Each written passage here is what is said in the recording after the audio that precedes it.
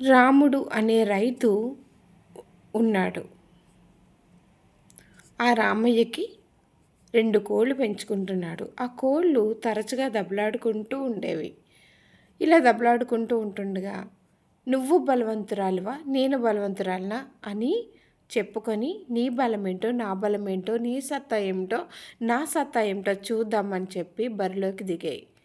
ఇంతకీ 2 కోళ్ళు హోరుగా పోట్లాడుకుంటున్నాయి.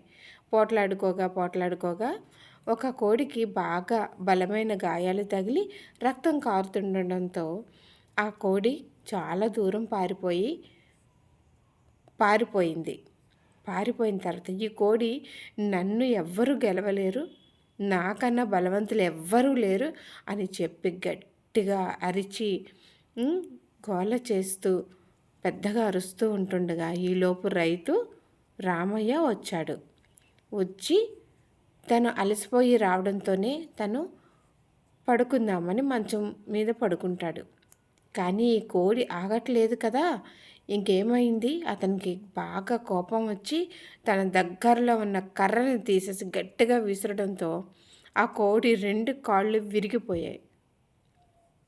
అందుకే కదా ఎప్పుడు కూడా గర్వం అనేది పనికిరాదు. నాశనానికి ముందు గర్వమే కదా నడుస్తుంది. కాబట్టి చాలా జాగ్రత్తగా ఉండాలి. మీకు అర్థమైందా ఈ కథ? అర్థమైతే లైక్ చేయండి. Okay, bye.